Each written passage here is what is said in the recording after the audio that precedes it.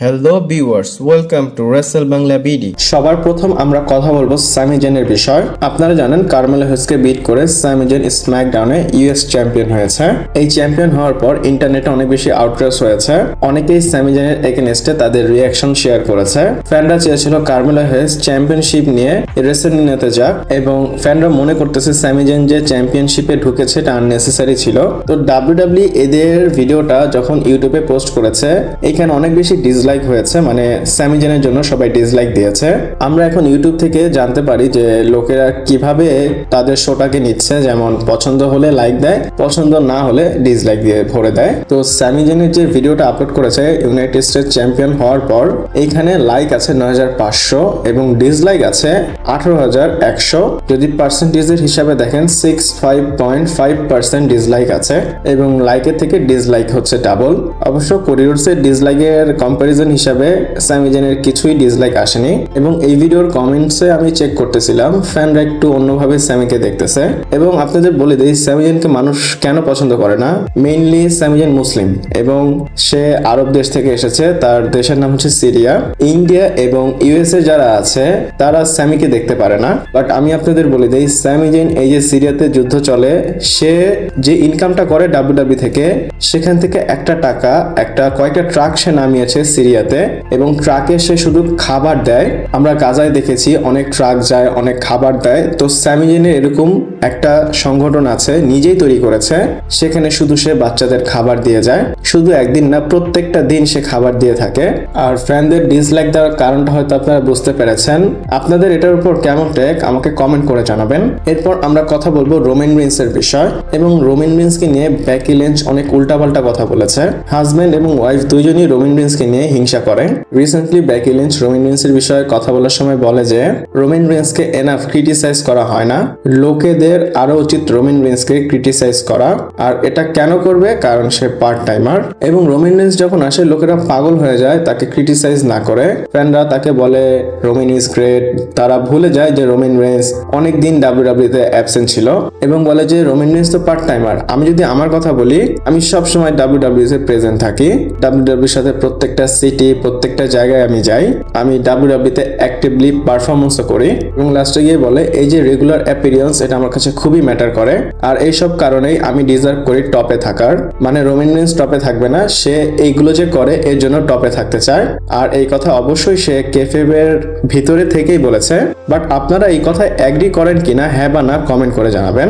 এরপর আমরা কথা বলবো ব্রক লেসনারকে নিয়ে, এবং ব্রক লেসনার আরো একটা কন্ট্রোভার্সির মধ্যে পড়ে গিয়েছে।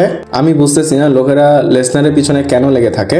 ব্রক লেসনারকে নিয়ে দুইটা জিনিস হয়েছে। প্রথম হচ্ছে ব্রক লেসনার হয়তো ওবাফেমিকে রেসিস্ট নিয়ে কিছু বলেছে, এবং সেকেন্ড হচ্ছে মানডে নাইট রতে পুলিশ ছিল, কেন ব্রক লেসনারকে অ্যারেস্ট করলো না। আর এইসব কথা শোনার পর দেখেন কেমন একটা সাউন্ড করতেছে, এক কথায় চিপ সাউন্ড আসতেছে। প্রথমে আমি ওবাফেমির বিষয় বলি, আর এটা ওবাফেমিকে নিয়ে শুরু হয়েছে। ওবাফেমিকে ব্রক লেসনার বলেছিল you are a just a lucky boy, মানে এটা বলে সে রিং থেকে যাচ্ছিল, মানে রিং এর থেকে যখন ফালিয়ে দিয়েছিল যাওয়ার সময় কথাটা বলেছে।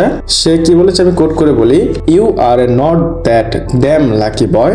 এই কথা বলার পর কন্ট্রোভার্সি কি হয়েছে, এই যে বয় বলেছে ব্রক লেসনার ওবাফেমিকে, এটা নিয়েই লোকেরা শুরু করেছে। আর এই যে বয় বলেছে এটা কেন অফেন্সিভ সেটা আপনাদের আমি বুঝিয়ে বলি। যারা কালো আর কি, মানে নিগ্রো আমরা বাংলা ভাষায় বলি, এই যে ব্ল্যাক কমিউনিটি, তারা বয় শুনতে পছন্দ করে না। কেন পছন্দ করে না? নর্মালি যে হোয়াইট লোকেরা ছিল, মানে ব্রিটিশ যারা ছিল, তারা একটা সময় অত্যাচার করেছে এই ব্ল্যাক লোকেদের, তখন তারা বয় বলে কল করত। এক কথায় বয় বললে তাদের ইনসাল্ট ফিল হয়। আর এই যে বয় বলেছে ব্রক লেসনার, এটার ইন্টেনশন কিন্তু অন্য কিছু। নর্মালি একটা মানুষ বয় বলতেই পারে, ইভেন ব্রক লেসনার সবসময় বয় বলে। আপনারা তার যদি ফিউড দেখেন, সে এইভাবেই কল করে থাকে। মাঝে মধ্যে সে হেই কাম হিয়ার লিল বয় এটাও বলে থাকে। আর এটা যেহেতু ব্রক লেসনার বলেছে, দোষ তো বের করতেই হবে। এমন না যে ফ্যানরা শুধু ব্রক লেসনারকে খারাপও বলতেছে, অনেকে বলতেছে যদি সে কালো বলে তাকে ইনসাল্ট করে থাকে, তাহলে ওবাফেমিকে তো ব্রক লেসনার ওভারই করতো না। যেমন ওবাফেমিকে সুযোগ দিয়েছে, ওবাফেমি তার বুকে পাড়া দিয়েছে।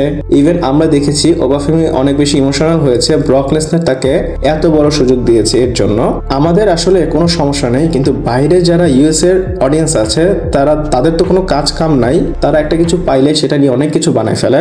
এবং সেকেন্ড জিনিস হচ্ছে ব্রক লেসনারকে কেন অ্যারেস্ট করলো না, আমরা স্টোরিতে দেখেছি সেথ রলিন্সকে অ্যারেস্ট করেছে। তো অনেকে বলতেছে যে পুলিশ এসেছে, সেথকে কেন অ্যারেস্ট করলো, অ্যারেস্ট করা দরকার আছে ব্রক লেসনারকে। আমি বলবো এটার কোনো মানে হয়, মানে কিসের থেকে যে কি বলে তারা, হয়তো তারা নিজেরাও বোঝে না। আমি বলবো এই যে রেসলিং ফ্যান ইউএসএ যারা আছে তারা নিজেরাই জাজ হয়ে গিয়েছে। যদি তারা ব্রক লেসনারকে একদম অ্যারেস্ট করাইতে পারতো, অ্যারেস্ট করে ফেলতো। এখানে সবাই ব্রক লেসনারকে খারাপ বলতেছে। ব্রক লেসনারের একটা ভালো দিক আপনাদের বলি, ব্রক লেসনারের পুরো ইন্টারভিউ আমি দেখেছি, সেখানে সে একটা সুন্দর কথা বলেছে। ব্রক লেসনার তার কারেন্ট ব্যাকস্টেজ এনভায়রনমেন্টের উপর কমেন্ট করেছে, বলে আমি যখন এই এজে ছিলাম তখন আমার অনেক কম্পিটিশন করে এখানে আসতে হয়েছে, মানে এখনকার যে ইয়াং ট্যালেন্ট তাদের সাথে সে নিজেকে কম্পেয়ার করে। এবং ব্রক লেসনার বলে ওই সময় ব্যাকস্টেজে অনেক হ্যারাস হতো, লোকেরা আপনাকে নিয়ে মজা করত, ইভেন যারা জুনিয়র তাদেরকে চেক করতো যে কি অবস্থা, তারা কি করতেছে।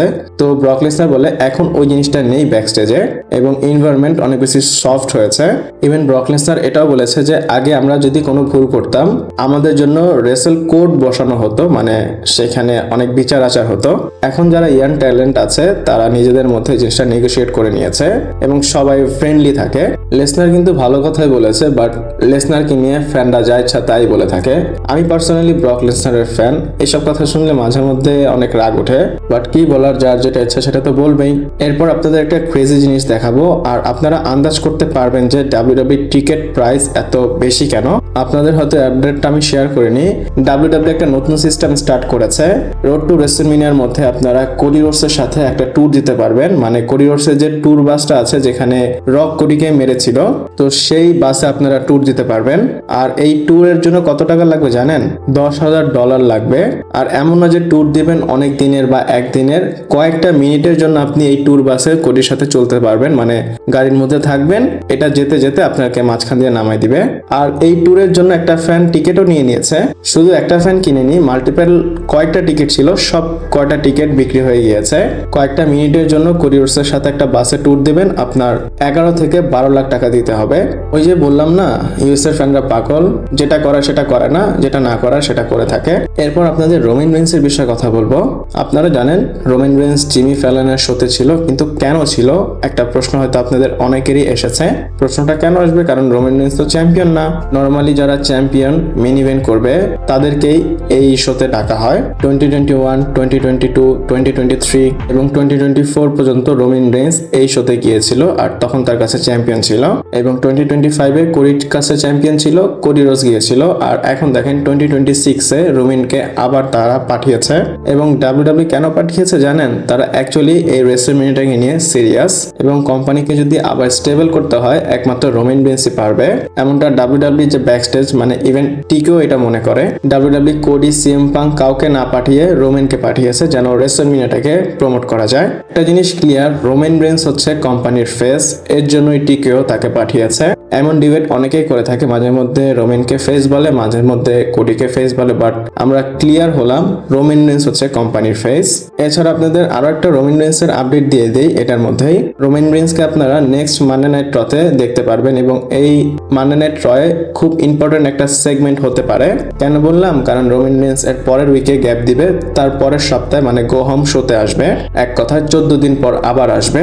আপনারা মেডিসিন স্কয়ার গার্ডেনের শোটা মিস করবেন না, এটা অনেক বেশি ইম্পর্টেন্ট হবে। ভিডিওটা আমার এই পর্যন্তই ছিল, ভালো লাগলে লাইক, কমেন্ট, শেয়ার, সাবস্ক্রাইব করে পাশে থাকবেন। পরবর্তী ভিডিওতে আবার দেখা হচ্ছে।